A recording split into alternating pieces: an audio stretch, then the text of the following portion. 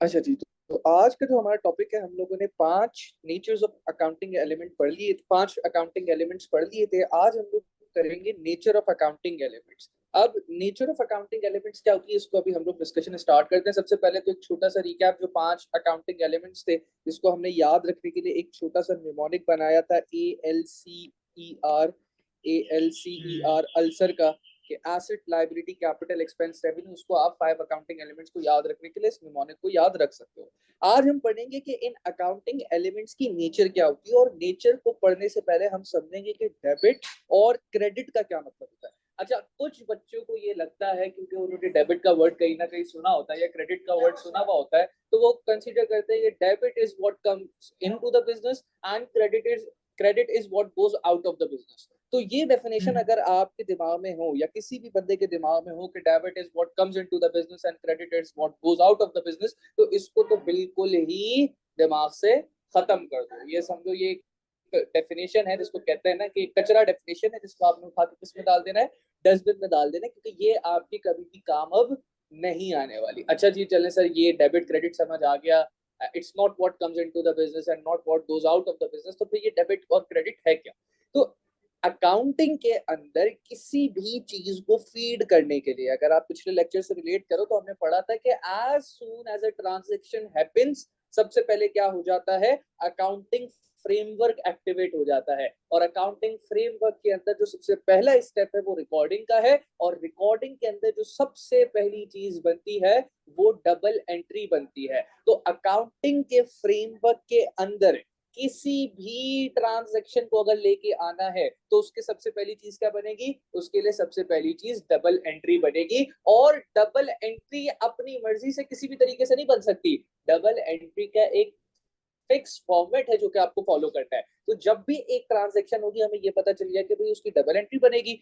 Double entry की, as the word suggest, double, double entry की हमेशा दो साइड होगी। एक साइड आपके पास डेबिट होगी और दूसरी साइड आपके पास क्रेडिट होगी। तो आसानी के लिए आप ये समझ सकते हो कि debit and credit are just two sides of accounting. कि अगर कभी डबल एंट्री बनेगी, अगर कभी किसी ट्रांजेक्शन को अकाउंटिंग फ्रेमवर्क का पार्ट बनाना है तो डबल एंट्री बनानी है, और डबल एंट्री बनानी है तो उसको किस तरीके से इंक्लूड करना है, उसको डेबिट और क्रेडिट के टर्म्स पे इंक्लूड करना है। अब हमें समझना क्या है, हमें ये समझना है कि भाई जब एसेट बढ़ रहा होगा, अब हमने एसेट पढ़ दिया क्या होता है। Asset is a resource which can be owned by the business और can be owned by the business, जिसकी हमने एग्जांपल्स देखी थी कि प्लांट एंड मशीनरी हो गया, वहीकल्स हो गई, आपकी बिल्डिंग्स हो गई, आपकी इन्वेंट्री हो गई, आपका कैश हो गया। ये सब बिजनेस के लिए एसेट है। अब अगर कोई ट्रांजेक्शन इस तरीके से है कि वो बिजनेस के एसेट्स को बढ़ा रही है, किसी भी किस्म का एसेट हो, आइदर नॉन करेंट एसेट और करेंट एसेट, अगर ट्रांजैक्शन की वजह से बिजनेस के एसेट्स बढ़ रहे हैं तो that will be recorded on the debit side. लेकिन अगर उस ट्रांजैक्शन की वजह से बिजनेस के एसेट्स कम हो रहे हैं so it will be recorded on the credit side. Similarly अगर हम लाइबिलिटी की बात करें, तो लाइबिलिटी के केस में अगर किसी ट्रांजैक्शन की वजह से मेरी ऑब्लिगेशन इंक्रीज हो रही है, मेरे उधार बढ़ रहे हैं, तो I will record that on the credit side. लेकिन अगर उस ट्रांजेक्शन की वजह से उधार कम हो रहे हैं, लाइबिलिटी कम हो रही है, so that will be recorded on the debit side. Similarly अगर कैपिटल की बात करूं, जो कि ओनर की इन्वेस्टमेंट थी, अगर ओनर की इन्वेस्टमेंट किसी वजह से बढ़ रही है तो that will be recorded on the credit side. अगर वो कम हो रही है तो that will again be recorded on the debit side. Similarly जो हमारा फोर्थ एलिमेंट था विच वाज एक्सपेंस, अगर मैं एक्सपेंस की बात करूं, तो अगर किसी ट्रांजेक्शन की वजह से बिजनेस की day to day operational cost बढ़ रही है, ऑपरेटिंग कॉस्ट बढ़ रही है, तो आपकी वो जो कॉस्ट अगर बढ़ रही है, एक्सपेंस बढ़ रहा है, so that increase will be recorded on the debit side. लेकिन अगर किसी ट्रांजेक्शन की वजह से एक्सपेंस कम हो रहा है, so that transaction will be recorded on the credit side.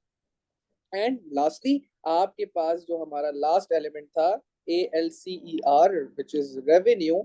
Revenue के केस के अंदर अगर किसी ट्रांजेक्शन की वजह से आपकी सेल्स बढ़ रही है, आपका रेवेन्यू इंक्रीज हो रहा है, so that will be recorded on the credit side. लेकिन अगर किसी ट्रांजेक्शन की वजह से रेवेन्यू कम हो रहा है, so that will be recorded on the debit side. तो पता क्या चला, पता ये चला कि सिर्फ एसेट्स एसेट्स और एक्सपेंस, मैं यहाँ पे लिख देता हूँ सिर्फ और सिर्फ एसेट्स और एक्सपेंस की नेचर क्या है, उसकी नेचर एसेट की नेचर भी डेबिट है, तो I can write D R nature के एसेट की नेचर क्या है, एसेट की नेचर डेबिट है और एक्सपेंस की नेचर डेबिट है। What do I mean by nature क्या है? नेचर से मेरा मुराद ये है या मेरे कहने का मतलब ये है कि अगर एक एलिमेंट बढ़ रहा है, लेट्स से अगर एसेट बढ़ रहा है या एक्सपेंस बढ़ रहा है, तो उसको मैं क्या करूंगा, उसको मैं डेबिट करूंगा। तो जब एक एलिमेंट के बढ़ने की वजह से अगर हम उसको डेबिट कर रहे हैं तो उस एलिमेंट की नेचर डेबिट हो जाएगी। तो अगर लायबिलिटी, कैपिटल और रेवेन्यू क्रेडिट साइड पे बढ़ रहे हैं तो लायबिलिटी, कैपिटल और रेवेन्यू की नेचर क्या हो जाएगी, उसकी नेचर क्रेडिट हो जाएगी। तो पता ये चला कि भाई एसेट और एक्सपेंस सिर्फ वो दो अकाउंटिंग एलिमेंट्स हैं जिनकी नेचर डेबिट होगी and the remaining 3 accounting elements will have a credit nature. और नेचर से मुराद क्या है? नेचर से मुराद ये कि भाई जब बढ़ रहा है तो आप क्या करोगे, तो लायबिलिटी बढ़े, कैपिटल बढ़े या रेवेन्यू बढ़े तो आप क्रेडिट करोगे। दैट्स व्हाई लायबिलिटी, कैपिटल और रेवेन्यू की नेचर क्रेडिट है। लेकिन एसेट और एक्सपेंस अगर बढ़ेगा तो आप उसको डेबिट साइड पर रिकॉर्ड करोगे और इसी वजह से एसेट और एक्सपेंस की नेचर क्या है, एसेट और एक्सपेंस की नेचर डेबिट है। और ये बात आपको इतने अच्छे तरीके से याद होनी चाहिए, इतने अच्छे तरीके से आपके दिमाग में बैठी हुई होनी चाहिए कि रात को अगर आपको 4 बजे भी बंदा उठा के पूछे कि भाई एसेट क्या किस साइड पे पड़ता है या लाइबिलिटी किस साइड पे पड़ती है, तो आपको सोचने की जरूरत नहीं पड़नी चाहिए कि एसेट किस साइड पे पड़ता है और लाइबिलिटी किस साइड पे पड़ती है। आपके दिमाग, आपके जबान से डायरेक्टली जवाब आ जाना चाहिए कि भाई कैपिटल फॉरेन क्रेडिट पे पड़ता है।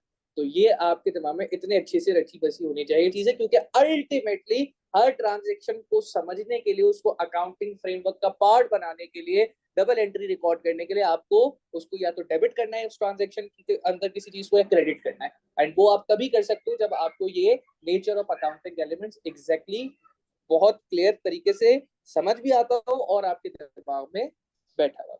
तो यहाँ तक कोई मसला आशिर नहीं? अच्छा, ये तो हो गए नेचर ऑफ अकाउंटिंग एलिमेंट्स, जो कि हमारे मोर और लेस कल वाली ही जो हमने बातें करी थी उसी से रिलेटेड था कि भाई 5 अकाउंटिंग एलिमेंट्स है। अब हमने उसकी नेचर देख ली और हमें पता चल गया कि भाई अगर किसी ट्रांजैक्शन को अकाउंटिंग फ्रेमवर्क का पार्ट बनाना है तो you have to do debit and credit. और जो डेबिट एंड क्रेडिट की जो 5 अकाउंटिंग एलिमेंट्स की जो नेचर है उसको हमने डिस्कस कर लिया, which is very easy to remember. Just remember asset और एक्सपेंस की नेचर डेबिट है, तो बाकी जो 3 अकाउंटिंग एलिमेंट्स रह गए उनकी नेचर क्रेडिट है। तो जिनकी नेचर क्रेडिट है वो क्रेडिट साइड पे पड़ेंगे, जिनकी नेचर डेबिट है तो वो डेबिट साइड पे पड़ेंगे। Simple as that. नाउ